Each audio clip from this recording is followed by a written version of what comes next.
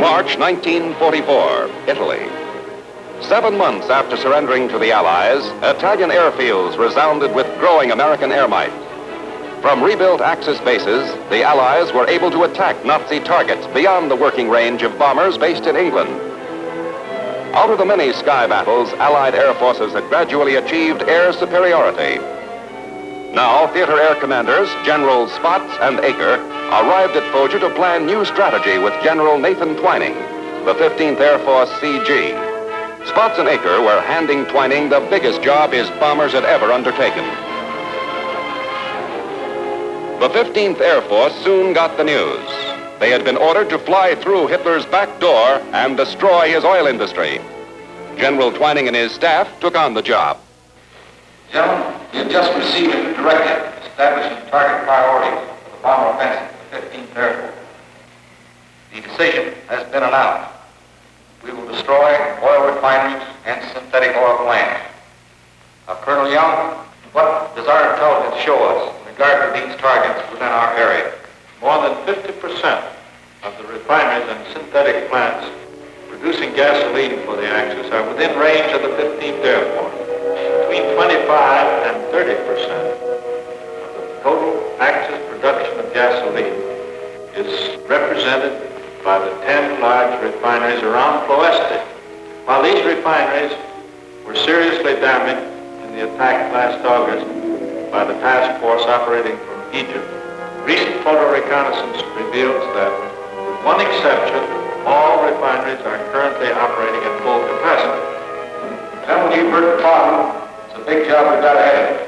The knockout of Polesti means the German will be deprived of 1/3 of his oil resources. We bomber boys who moved up from Africa started the Polesti air siege. On the morning of April 5th, 94, B-17 swung into formation. Close by were 136 B-24s. We were strong. We expected the enemy's coastal radar network in Albania and Yugoslavia to spot us as we made our approach over the Adriatic Sea.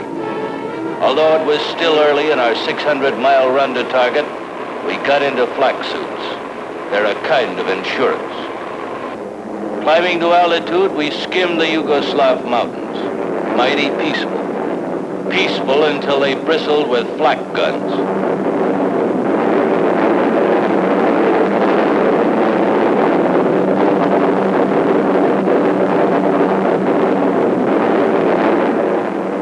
We were soon to find out the hard way that Polesti had become the third best defended spot on the continent.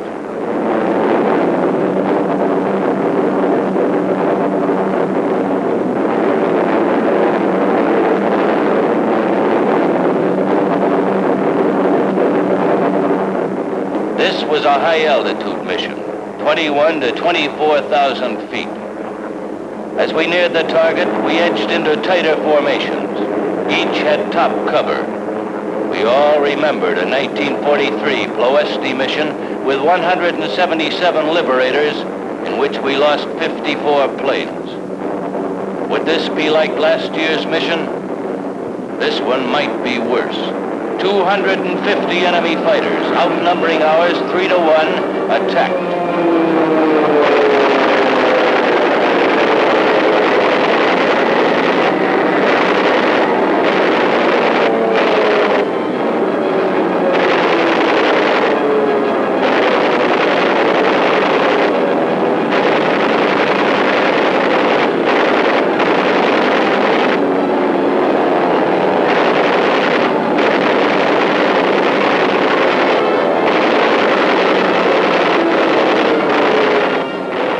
Fighters almost had enough. By the time we crossed the Sofia-Belgrade line, our lightnings moved in for the knockout punch. Then we ran into flak.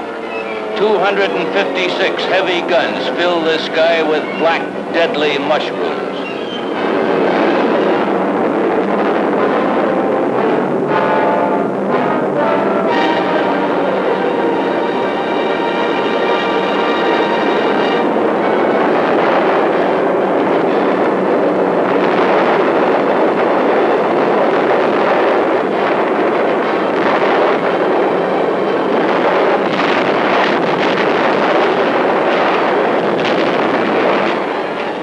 intense flak, the enemy had added smoke. We could almost smell the nauseating acid fog.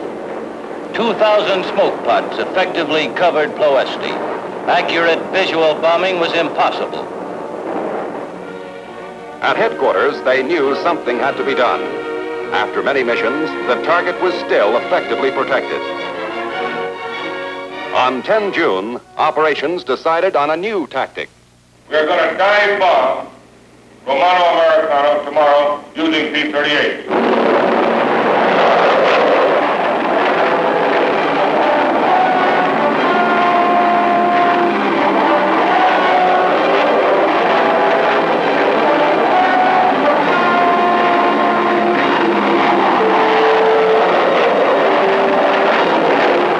For 4 hours, 1,200 miles, we buzzed the Balkans.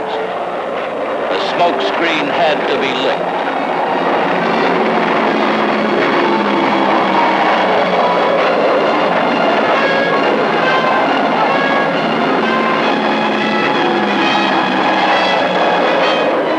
We climbed a bombing altitude, and some of us dumped our wing tanks as we got close to the enemy.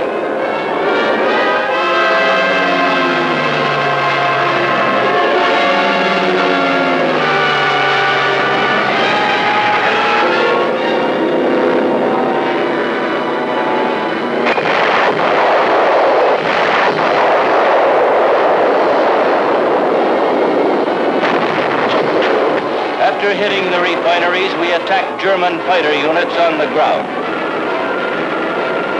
Our P-38s got through the smoke.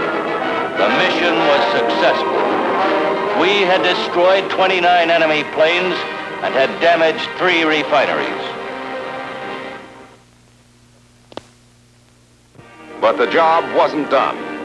Operations increased. Servicing went around the clock. The plan called for the bombers to be on target during the morning hours and stop Polesti's working day. Now they prepared for 600 plane missions. They tried new electronic devices for blind bombing. Everyone hoped the sheer concentrated weight of tonnage would crack German and Romanian defenses. Polesti sort of got under everyone's skin. After hitting it from the air, the flyers rehashed it on the ground. The men ate it, slept it, cursed it, especially the flak and smoke. The 4-month campaign since April had cost 1,900 men, the crews of 189 bombers and 41 fighters. Early in August, General Twining called a meeting of our group commanders. I've called you in today to discuss future air operations against Polesti oil refinery. This strategical air force, during the next 3 days, will attack continuously, night and day, with maximum effort against all refineries in the area. We got over Polesti all right, but the enemy gave us a warm welcome. They rammed up more than 45,000 rounds of flak. That didn't stop us. During 3 days of smoky air siege, we lost 30 more planes, 23 to flak. But now we had over 100 Mustangs as escorts. The enemy jabbed, and our 51 swooped into the battle.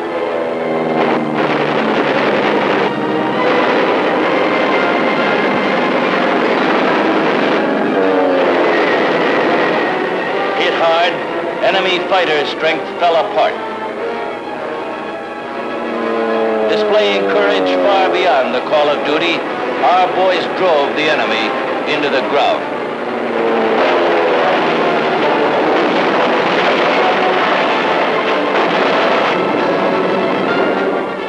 Flak kept our bomber crews on their toes.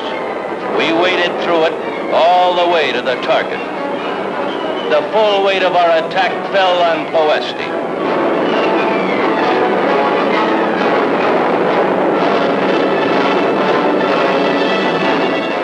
That did it.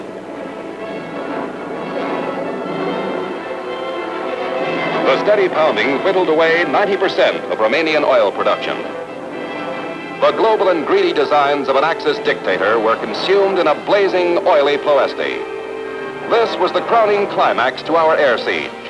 In only 5 months, this had become the graveyard for 1/3 of Hitler's oil. Oil, a pre-war weak point in the Nazi military supply system, became a bottleneck under repeated Allied blows. The bombs had crushed gasoline producing, storage, and shipping centers. Vainly, Germany's 350,000 slave workers tried to repair the damage. But now all the refineries in the rich Polesti cluster were damaged or knocked out. We hurt them, but they hurt us too.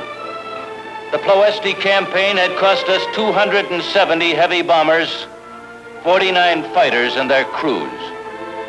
Each plane and each man helped to shorten the war.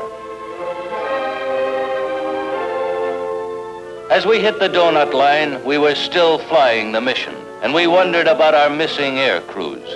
How many would come back? The answer came sooner than we had expected. 12 days after the last bombing of Polesti, we got a real thrill. An airlift of 56 transport-converted B-17s were bringing back our buddies who had been forced down. Romania had surrendered to the Russians. In just 3 days, more than 1,100 returned as part of Operation Reunion. This was the first mass prisoners of war liberation. Of the first 600, only 10 were stretcher cases. All in all, considering what they'd been through, they were a light-hearted bunch. It was good to be back. Yes, it was a day to remember, that day at Foggia Airport. These were the first, and General Twining made it plain how glad he was to have his men back. He had planned something special. From his Coral Sea experience, he remembered what privation meant. First, he gave his men medical care and food. Then, Godspeed on their next mission. Their new checkpoint was the Statue of Liberty. Their target was home. The 15th Air Force, by burning Polesti off the target list, did more than merely destroy enemy oil production. They brought eventual disaster at compounded interest. The German war machine was stalled for lack of fuel.